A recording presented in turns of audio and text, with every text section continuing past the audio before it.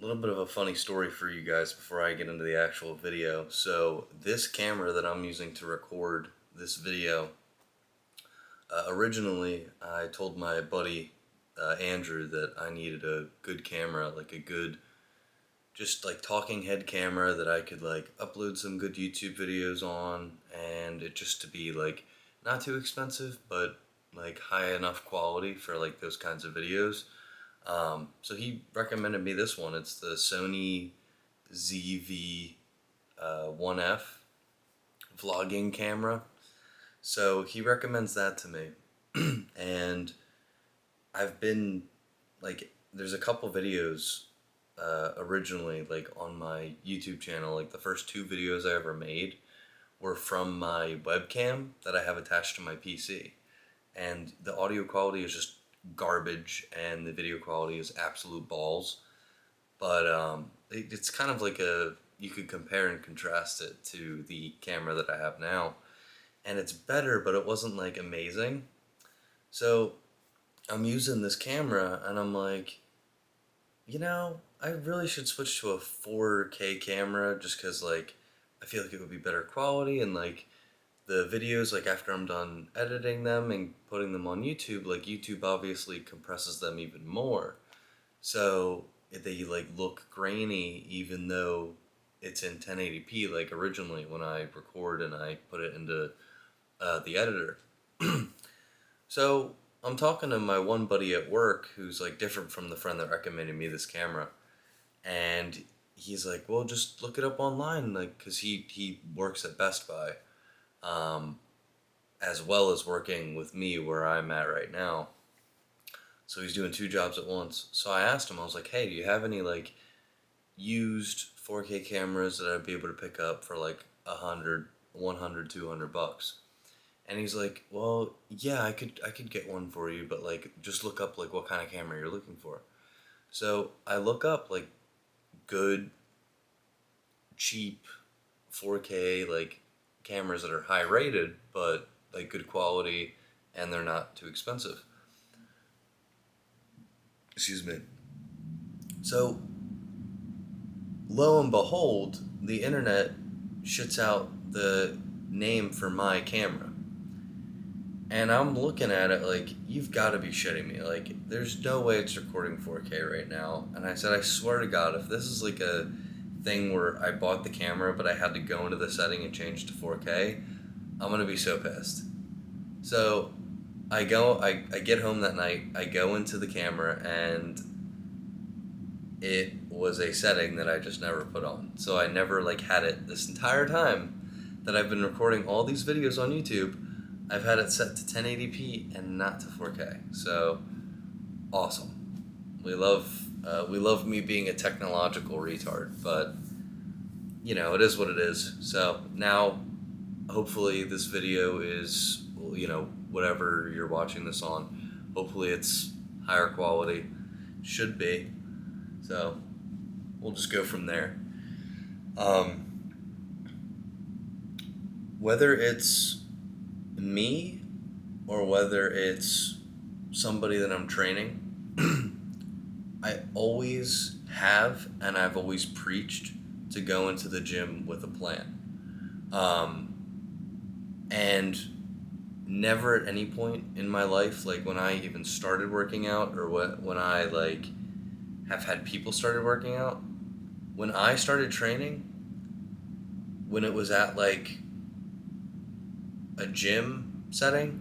So like if you watch my channel, back then like I had this like basement like workout setup where I just had like a small bench, a couple dumbbells, and like a calf machine. Like it wasn't a crazy setup. Back then when I was like in high school, I wouldn't really have a plan with it. So I would just kind of like do whatever I wanted to do that day. Like, oh, I'll just do some bicep curls today. There was really no like rhyme or reason. But ever since I actually got like into a gym, like when I actually started working at Planet Fitness, like 5 or 6 years ago now, and I had that free gym membership to use, I never went in there without a plan. So the first thing that I would kind of draw attention to and like why you would want to do that is just decision fatigue. First off, like it's a real thing. So throughout like so I want you to picture this. I want you to picture like a tank of fuel, right? Like and it's full of like what's called let's call them decision points, right? So your tank is full with decision points. And every day when you wake up in the morning, you start off with a full tank of decision points. So all throughout the day, it doesn't matter. You can use them on whatever you want. But the more you use those decision points throughout the day, the worse off those decisions are going to be down the line in the day, or the more like fatigued or exhausted you'll be decision wise down the day. So I kind of approached it with the sense of when I go into the gym, I don't want to be thinking about anything other than mind muscle connection and giving quality sets. Like I don't want to think about like I don't want to think about, what muscle I'm doing when I go in there. I don't want to think about like the sets, how many sets I need to do, how many reps I need to do.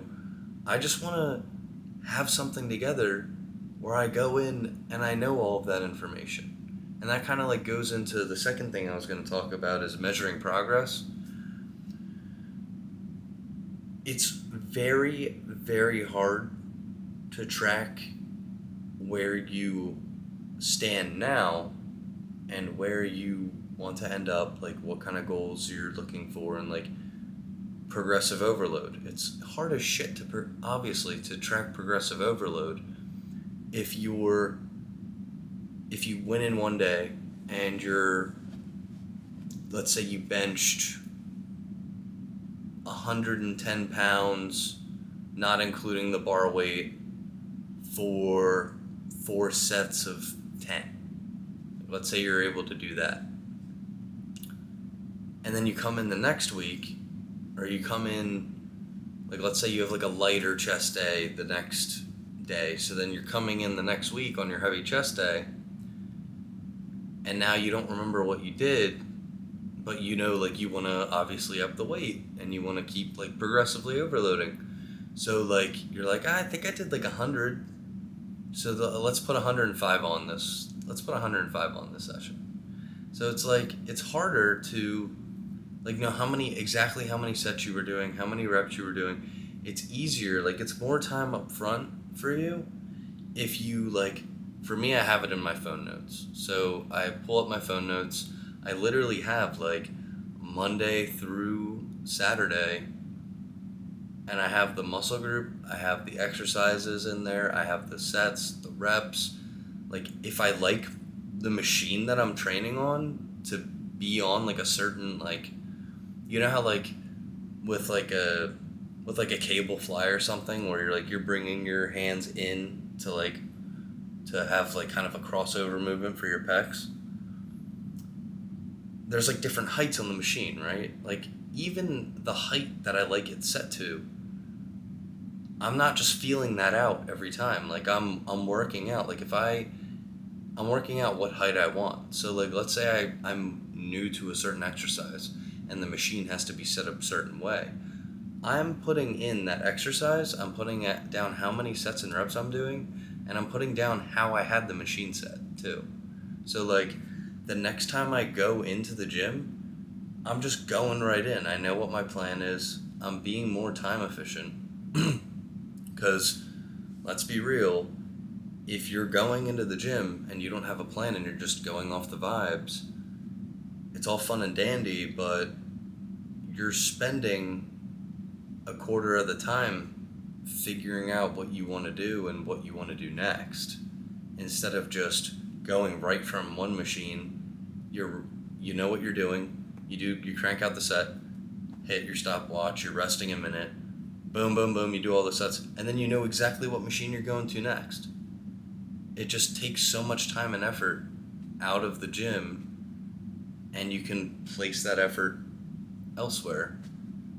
when you're trying to be more time efficient, you're trying to progress more, and you're trying to know what sets and reps you did last week so you can actually reliably put more on the bar, on the squat rack, no matter what you're doing that week, no matter what exercise it is. So I'll kind of go into a little bit on how I like to plan my program to kind of like help you get into it yourself. So I like to do kind of like a modified push-pull legs leg setup. It is full body though, so like, excuse me. So for smaller muscle groups, I like to train them 3 days a week. So that could be like calves, um, like shrugs for your traps. Could be, I would say forearms in there, but I don't isolate forearms because I feel like I get enough work in on them, with all my pulling movements, and I just feel like it's not really a priority right now for me to have like, I feel like I get enough work in as it is, I would say. So the way that I structure each day is I like to do my compounds first. So if it's a chest day, I'm doing some type of pressing movement, like some type of chest press movement first. Um, Now that's not counting like warm up sets. So if you like to do a heavy chest press first, I warm up with my pec fly first. Um, and that goes for like back day. I start off with um, what do I start off with for back day? Oh, for back day, I just go right into a God, what is it? It's like yeah, cable. God, I'm fucking losing it, man. That's what I get for doing this, getting home from work and not eating yet. It's like a cable row. So I'll start off with like a cable row first, and then for legs, I start with. It's a long story because of my knee pain that I've been working through for a couple years now. But I don't start off with like heavy squats for legs. I'll start with um, I'll start with like a leg press, like a light leg press, um, or I'll start off with like wall sits just to like warm up my quads and get them good to go. But for my heavy work, I usually do leg press for that, just because like with squats, with me trying to get my right knee better, um, I'm obviously kind of changing my routine around that, and I've been having some pretty good success. I've had like the last 3 sessions I've done, the last 3 leg days at least, have been completely pain free on my knee. So if things continue to go well, I might actually just do a video on like, I guess, curing my knee pain. Even though I've like been to physical therapy for it, I've went to like doctors for it. So if I'm able to actually take care of this myself, that'll be a pretty great video to come out with. So what I'm kind of trying to get at here is, for my all of my workouts, I'll do the compound muscles first because they require the most amount of muscles like integrated into that movement, and they're also working the largest muscles. So I'll start off with my heaviest like compound stuff after some like light warm ups, and then I'll go to like the more isolated movements after. So for like a classic like push day, I'll do my chest first, then I'll do my triceps because they're helping in that they're helping in those pressing movements. But I do like to isolate them just because I like to get in separate arm work, and then I'll do shoulders after that just because my shoulders are not as big of a priority as my arms are, but they're not my biggest compound movement. So triceps are kind of in the middle where I want to prioritize them, but they're not like my biggest movement. And then shoulders going last but not least. So and that kind of goes the same for my pull days. Like I'll do back first, then I'll do biceps, and then I'll do shrugs, and I finish it off with calves. Just because I do calves 3 times a week, so I don't do it twice a week on my leg days. So if anything, I hope this video convinces you, like, actionable step right now for you. If you're someone who just kind of like goes into the gym, just kind of wings it for that day, just doesn't really have a plan going into it, actionable step right now, open your phone, go into your phone notes or Google Docs, whatever the fuck you want to use. Just trust me in that you setting up a plan for yourself and just having down how many sets you want to do, how many reps you want to do. You don't even have to have the sets or the reps in mind. You could just go to the gym knowing what exercises you want to do and just go at it on the machine with, like, do as many sets as you can do or do as many reps as you can do for 3 sets.